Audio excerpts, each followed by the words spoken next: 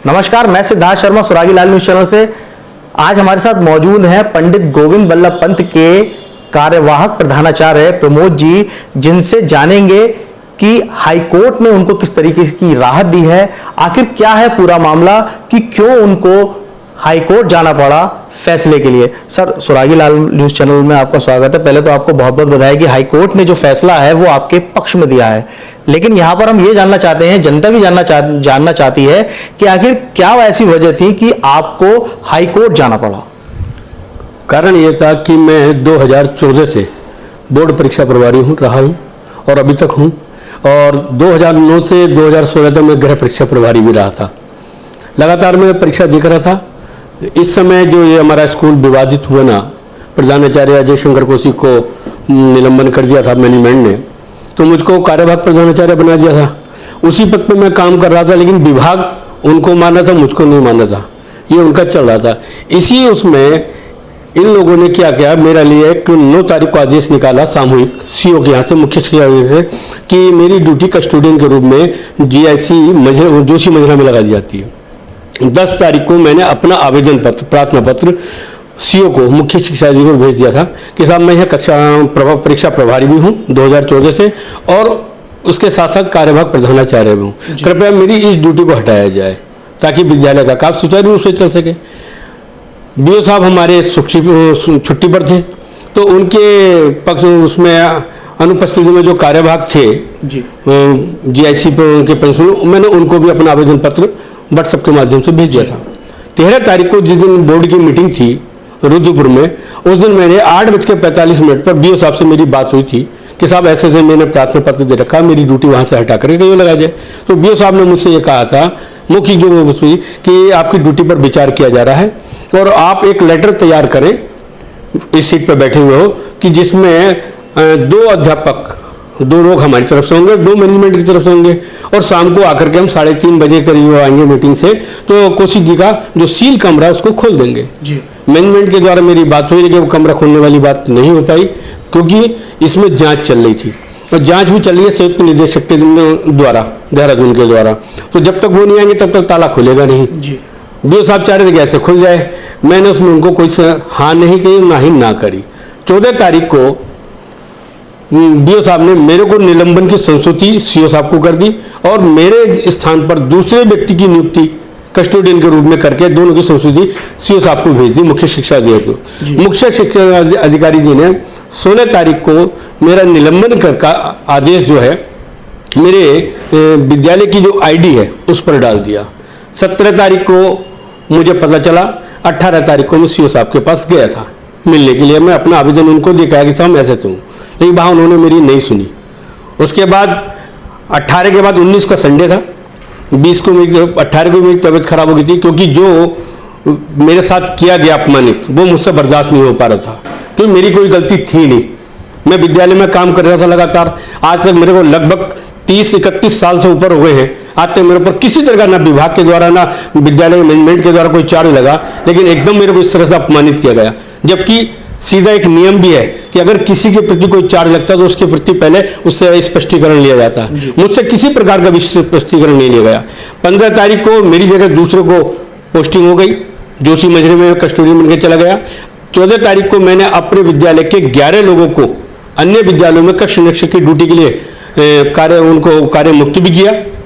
15 तारीख को मैंने अपने विभाग की परीक्षा, वो विभाग की जो मीटिंग थी वो भी विद्यालय में कराई। उसके बाद 16 तारीख को इंटर का हिंदी का पेपर था। इंटर के हिंदी के पेपर में एक फॉर्म होता है माध्यमिक शिक्षा परिषद 226, जो बाहर के अधिकारी आते हैं सेंटर को चेक करने के लिए, कक्ष निरीक्षक दैनंदिनी, वो डबल कॉपी में भरी जाती है। उसमें बच्चों की संख्या, कितने लड़के कितनी लड़कियां, कितने अध्यापक ड्यूटी पर हैं, उसमें महिलाएं कितनी हैं, पुरुष कितने, सब पूरी डिटेल होती है। कौन परीक्षा प्रभारी है, सहायक कौन कौन है, ये सब उसमें लिखा हुआ होता है। हमारे खंड शिक्षा अधिकारी रणजीत सिंह नेगी जी आए, आकर उन्होंने निरीक्षण किया, और जो गोपनीय रजिस्टर था उस पर भी उन्होंने अपने सिग्नेचर किए। उसमें मैं परीक्षा प्रभारी था। फिर भी 14 तारीख की संस्तुति में जो लिखा गया उसमें ये लिखा गया कि मैं विद्यालय में परीक्षा प्रभारी नहीं हूँ जी, और न ही कार्यवाहक प्रधानाचार्य हूँ। इसी के आधार पर मैं हाई कोर्ट गया। हाई कोर्ट में वहाँ से फिर इनका जवाब यही आया विभाग का कि ये ना तो कार्यवाहक प्रधानाचार्य थे और ना ही कभी परीक्षा प्रभारी थे, ये प्रवक्ता हैं और प्रवक्ता ही हैं। लेकिन मेरे पास 2014 से लेकर के आईसीआर और अन्य प्रमाण पत्र थे जो मैंने कोर्ट के सामने पेश किए और कोर्ट ने मुझे उसके आधार पर इस निलंबन को खारिज किया और फिर मैंने अपने 13 तारीख को यहाँ आकर के ज्वाइन कर लिया। इस बीच में मेरा स्वास्थ्य खराब रहा, मेडिकल मेरा चलता रहा। मैं वैसे भी पीछे से कोरोना पॉजिटिव रहा हूँ, 22 दिन करीब आईसीयू में रहा हूँ। तो बहुत मेरे को जरा सी भी परेशानी होती है, ठंड की या कुछ हो तो मुझे एकदम मेडिकल चेकअप कराना पड़ता है। ये मेरे साथ सारा रहा। वेतन की अगर बात करें तो दिसंबर से अभी तक जो है वेतन नहीं मिला है, अब उसको लेकर किस तरह आगे? वेतन में यह है कि जबकि हमारे अजय शंकर कौशिक जी प्रधानाचार्य थे उस समय, विद्यालय में कोई विवाद नहीं था, तो ना तो हमारा वेतन दिसंबर का मिला और ना ही वेतन हमारा जनवरी का मिला।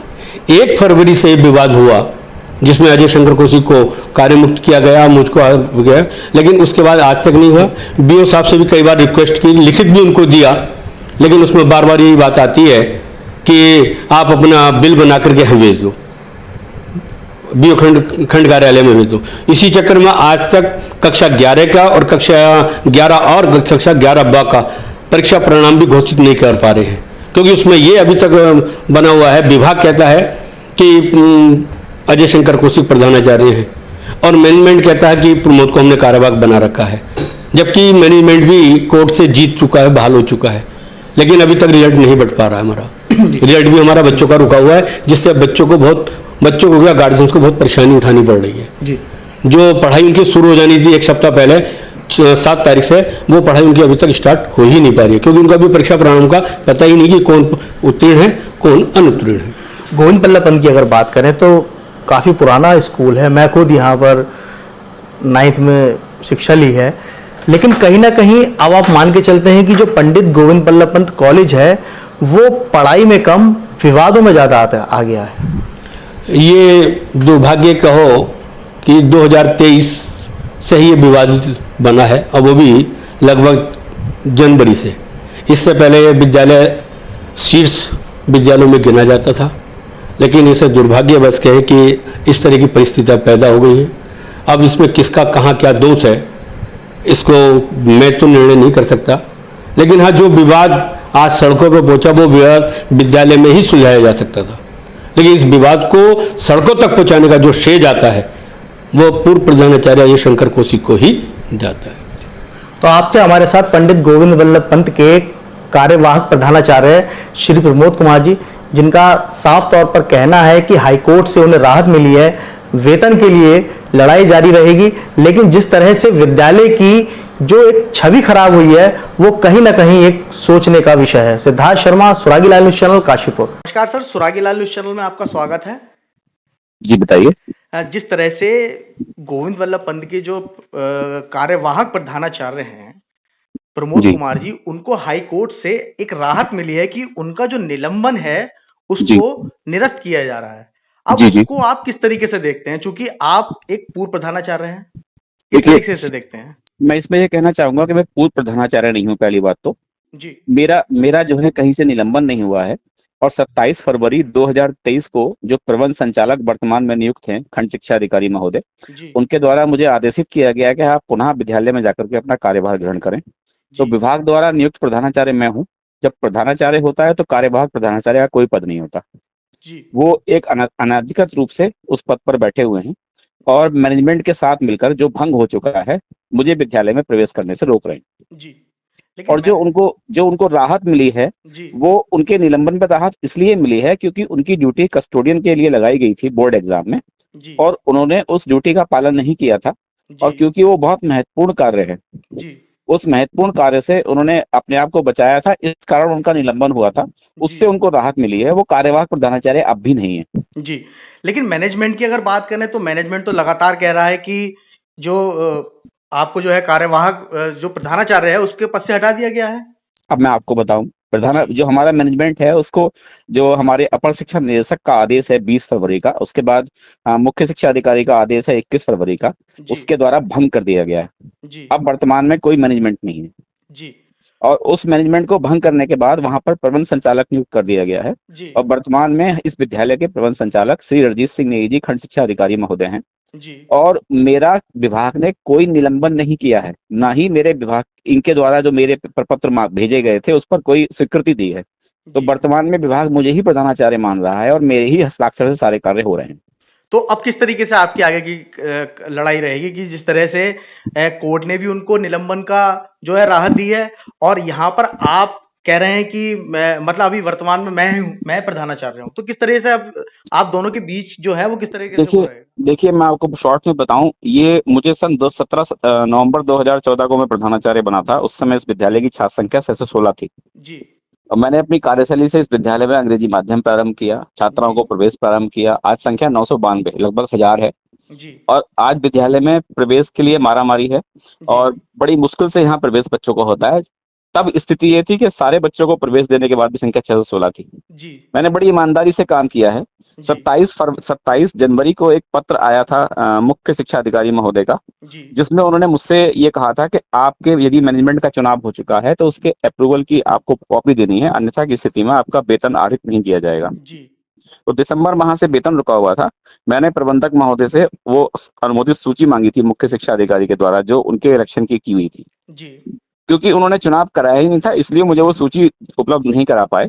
और तत्काल ही उन्होंने प्रमोद कुमार जी जो कार्यवाहक प्रधानाचार्य हैं, जिनकी नियुक्ति की जांच की गई है और उस जांच में उनकी नियुक्ति ही फर्जी पाई गई है, जी उन पर विभाग द्वारा जांच की गई है। दिसंबर 2022 में रिपोर्ट अपनी खंड शिक्षा अधिकारी सौंप चुके हैं, जिसमें उनकी नियुक्ति ही फर्जी पाई गई है। उस व्यक्ति के साथ मिलकर के मेरे खिलाफ साजिश रची और साजिशन मुझे कॉलेज से बाहर कर दिया। अब ऐसे में प्रमोद कुमार जी का कहना है कि वो कार्यवाहक प्रधानाचार्य हैं। विभाग तो उनको कार्यवाहक प्रधानाचार्य नहीं मान रहा है। अगर विभाग पूछ रहा है तो आप वर्जन मुख्य शिक्षा अधिकारी या खंड शिक्षा अधिकारी का ले सकते हैं, कौन प्रधानाचार्य है। मुझे हटाया नहीं गया है विभाग के द्वारा। बस इतना हो रहा है कि जब मैनेजमेंट जो भंग प्रबंध कार्यकारिणी है और प्रमोद कुमार अपने गुंडों के बल पर मुझे प्रवेश करने से रोक विद्यालय में। जी, सुरागी लाल न्यूज़ चैनल से बात करने के लिए आपका बहुत बहुत धन्यवाद सर। Thank you. उत्तराखंड की खबरों से जुड़े रहने के लिए आप हमें सभी सोशल मीडिया प्लेटफॉर्म्स पर सब्सक्राइब, लाइक और फॉलो कर सकते हैं। धन्यवाद।